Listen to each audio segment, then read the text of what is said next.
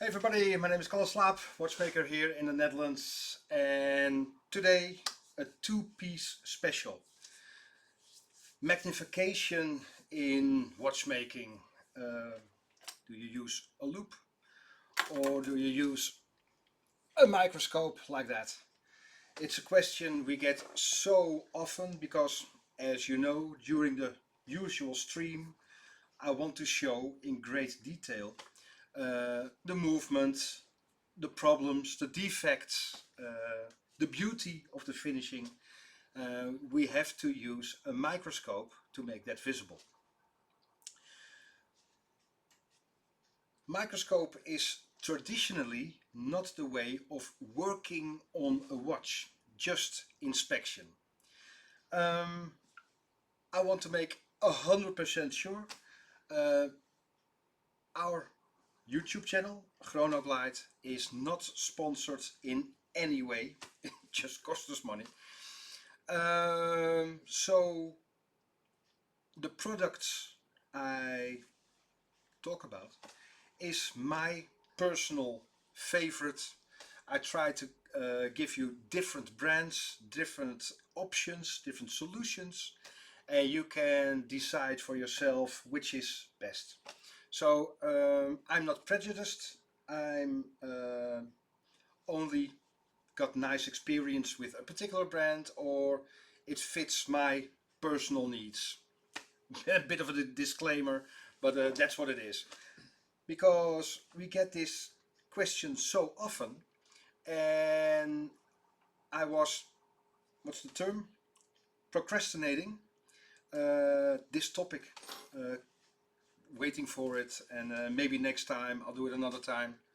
But it is important. First, I will show you the different kinds of microscopes we use here in our workshop, because there are quite a few. And then in part 2 of the video, I tell you a lot more about this microscope, and that's a wobbly cam, and these, the microscopes we use for working on watches, and how to use them, how to set them, how to calibrate them, stuff like that. That's part 2. But first, part 1, what microscopes do we use? I say we because there is Elmar working away. Hi. Working on some beautiful stuff. What we say here just about daily is, if you cannot see it, you cannot repair it. These we use hardly any time. We got the beautiful ones even from, is it visible? JJ LeCoultre, we got the beautiful ones. We got these really high magnifying lenses. We don't use them anymore because of the microscopes. For me, and I tell you in part 2 why, probably I given some more information during the live stream anyway, so maybe this is just a compiled video of all the information about microscopes and magnification during watchmaking. So I've got a selection here all around me, and I'm going to tell you a bit more the pros and cons and why we use them. Our Editmeister Teun is on holiday, so we do it old school with zooming and stuff, but bear with me, and I do hope it's got some relevant information. Well, the first one is that one. We use that microscope for lathe work. Yeah, focus is okay. What for us is important is, well, here we have the microscope with the, oh, it's in a mirror, the zoom function, and the arm, the boom, is spring loaded.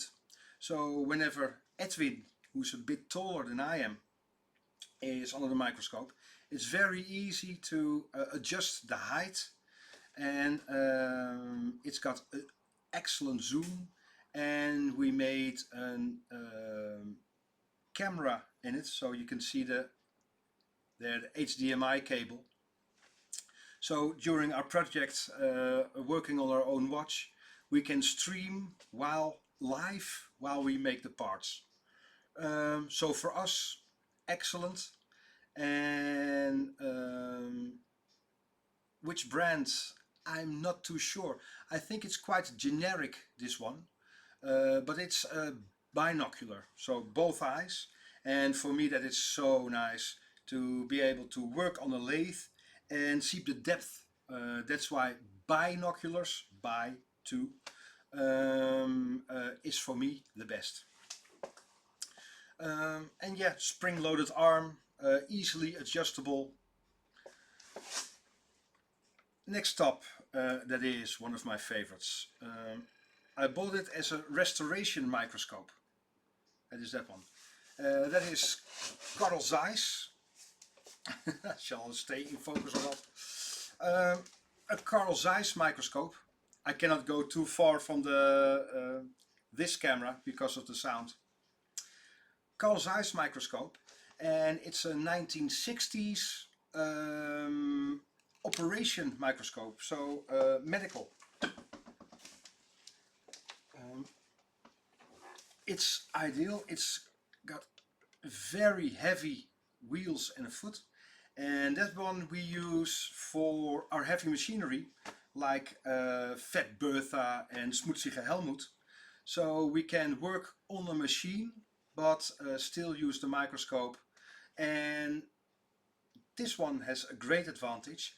It's got a real depth, a focal focus point. So especially with the milling machine and the high revolutions lathe,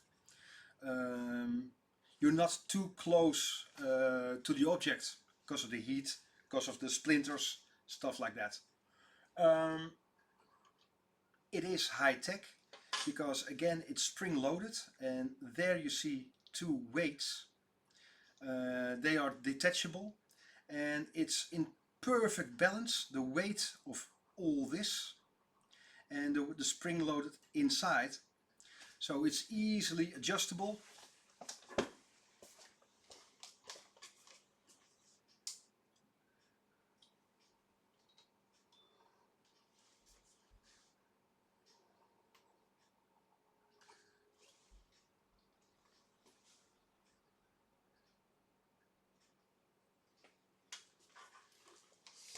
And it's got a light in it, so for me perfect. And that is Carl Zeiss. For lenses, well, excellent.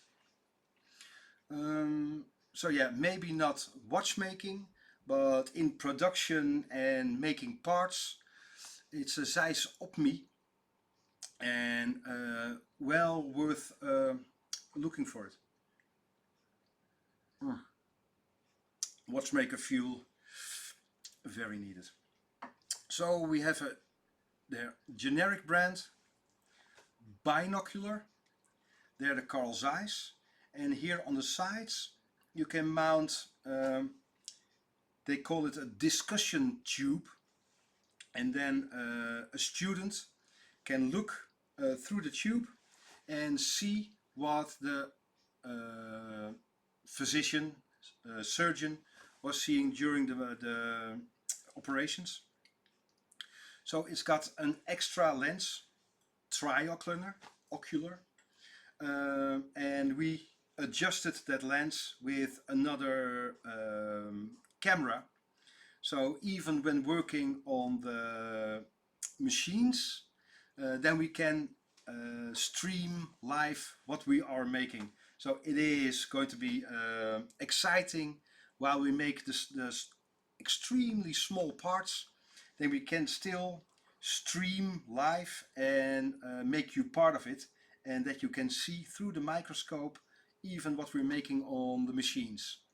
So beautiful stuff, but not too important just for watchmaking. I hope this is interesting. There we go. There. Well, microscopes were always a part of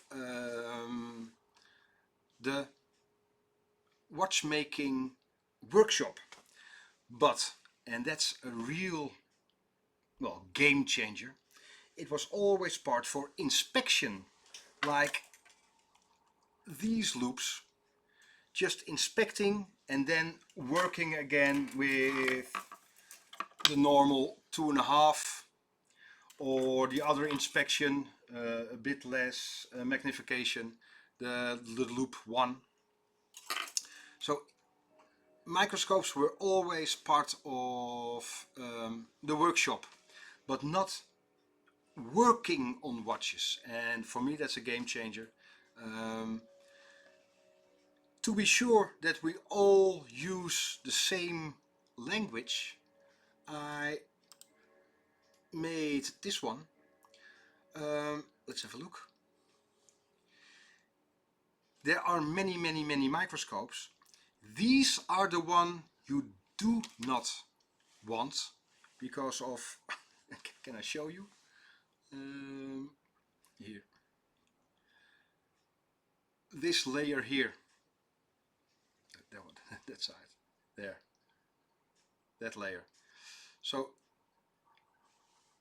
this is called, what I could find, a compound microscope, and there is no, or hardly any space between the lens and well, the specimen stuff in between.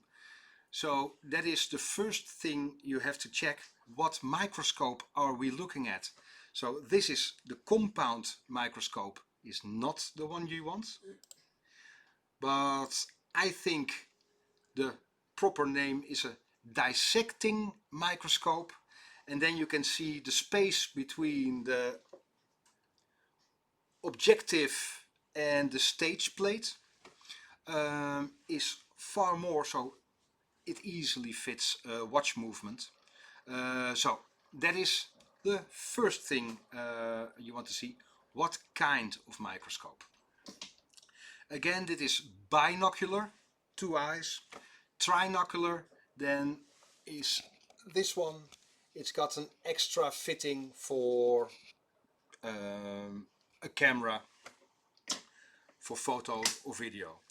So here are at least all the proper names for all the parts, so then we know we talk about the same. I hope that's helpful. So let me see, that one is from at least from the 1950s, maybe 1940s, Carl Zeiss. And this is a modern Amscope, usually used for inspection, but there I don't find it too practical to work on watch movements on this one.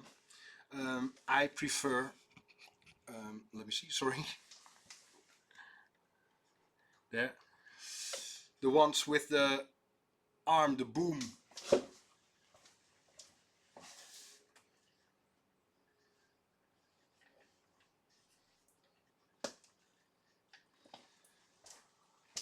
So if you use it, it's just right there, and if you don't use it, just move it away, and there is no clogging of your workbench, and nothing can, well, small screws fall out. So for me, that is a good first step.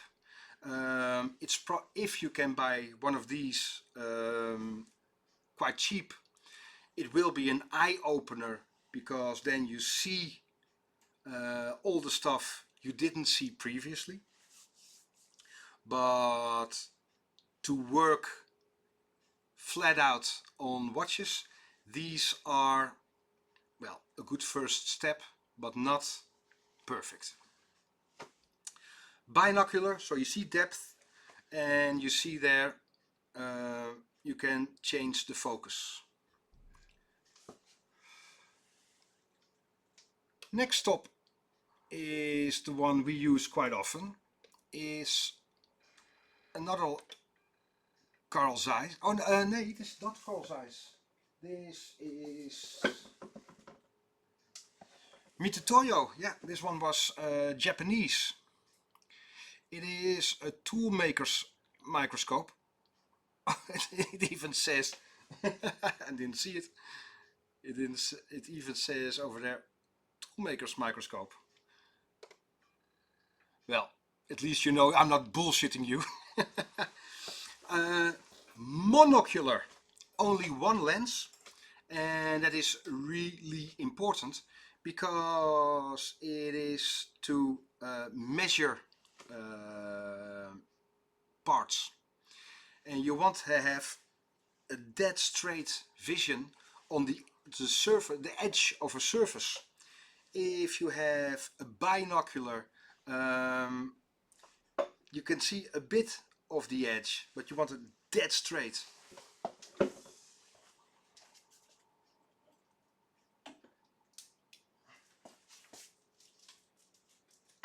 There you see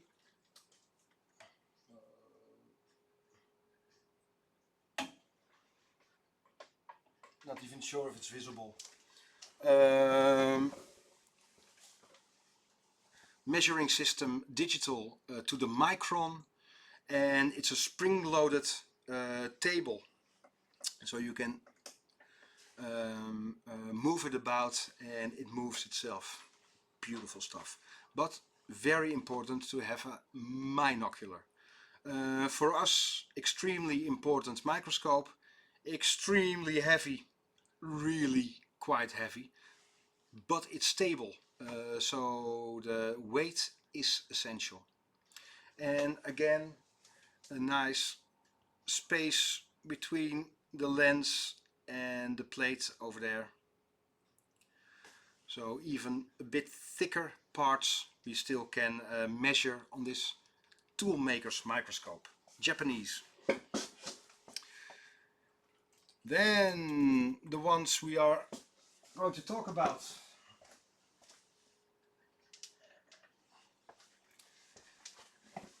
That's the Amscope. We use Amscope, except one person here in the workshop. For refocus, there we go. Again, not sponsored in any way. Edwin prefers his Olympus microscope, and that is especially because of the angle of the binoculars. It's just simply different. Again, in part 2 of this video, I'm going to talk about more of this specific microscope and its use, but there are a few rules that are really important.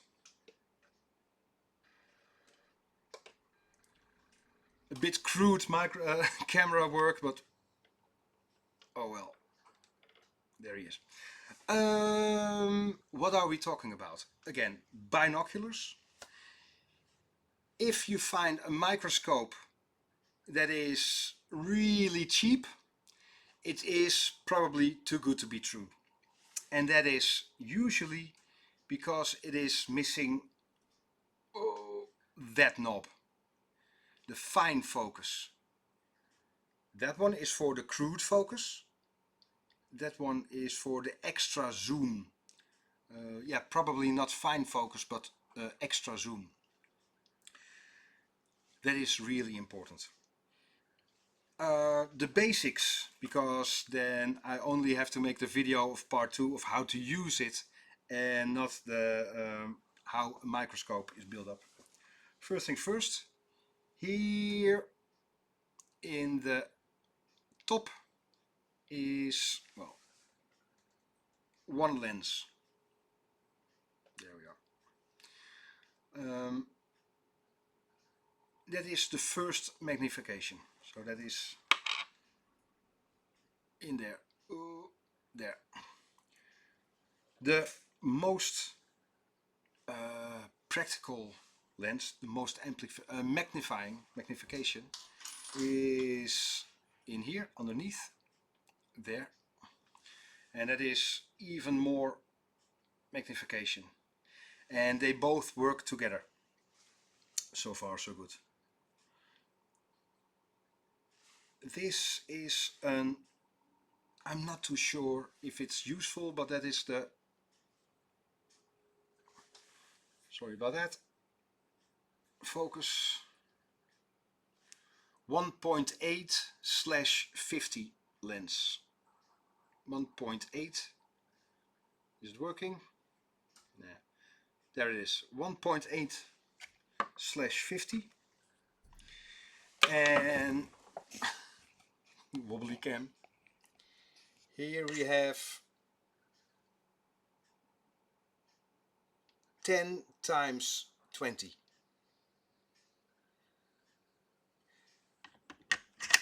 That is what we use. And then you have a proper magnification. But, always a but in watchmaking, you can play with the distance between there, this lens, and there, and your worktop. There.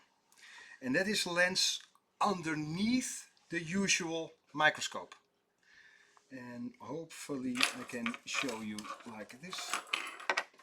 It's a bit messy, but we get there. And I really do hope that it's useful. Here we have an extra lens underneath the normal lens, and that is the Barlow lens. And with that one you can play with the focus. I use a 0.7 Barlow lens, maybe even visible there. 0.7, and we do have 0.5 here in the workshop as well, but then it will be even a bigger working area, and then the focus will be longer as well. So to get all your work in focus, you are turning the knob and turning it back and turning it up. So for me, not desirable, but I can understand if you like it. Yeah, sure, why not? So the 0.7 is, well, really not too desirable for me. So there we go, bit like this, all the microscopes we use. Again, a bit messy, but I do hope it was interesting. Different kinds of microscope. I really don't care about the brand. In the next video I'm going to talk about the ones we use on every single workbench we have here. 10 workbenches, every single one got their own microscope, because I am convinced, just my opinion, that the modern level of watchmaking is way beyond this stuff. It is just not good enough. You just don't see what you're working on. And especially with see-through case backs. Our clients who make pictures of the movement on their smartphone and then do that, and you can see in great detail every single part of the movement. We as a watchmaker have to have a better view than the client. If we don't see any scratches, any particles, then we know for sure our client won't see anything, and that's what we aspire to. So, part 1, all microscopes are an integral part of our workshop. And now part 2 coming up, how you use your microscope in everyday working on a movement, and how to set up, because that is critical. If that is perfect, it'll save your eyesight, it'll save your back, it'll save your neck. It will be a game changer in working on watches. I do hope it was interesting and helpful. I hope there was a bit of information, hopefully new for you. And well, hope to see you in part 2, how to use these microscopes and get a perfect result. And you'll see, once you try it, there is no way back. All of you, thank you so much for your attention. If you like it and if you heard anything new, please hit the like button. Would be very helpful for our YouTube channel, Chronoglide. And I hope to see you soon. See you. Bye bye.